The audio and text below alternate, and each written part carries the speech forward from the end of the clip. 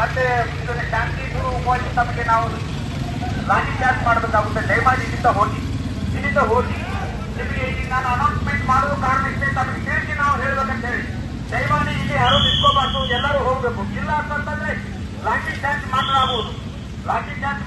ಅದಕ್ಕೆ ದಯಮಾಡಿ ಎಲ್ಲರೂ ಇಲ್ಲಿಂದ ಚದರಿ ಹೋಗಬೇಕಾಗಿ ತಮ್ಮಲ್ಲಿ ಕೇಳ್ಕೊತಾ ಇದ್ದೇನೆ. ಎಲ್ಲರೂ ಹೋಗಬೇಕು ಇಲ್ಲಿಂದ. ಇಲ್ಲ ಅಂತಂದ್ರೆ ಲಾಠಿ ಚಾರ್ಜ್ ಮಾಡಲಾಗುವುದು. ಇದು ಒಂದು ಅಕ್ರಮ ಕೂಟವಾಗಿ ಪರಿವರ್ತನೆಗೊಂಡ್ರೆ ಇದನ್ನ ನಾವು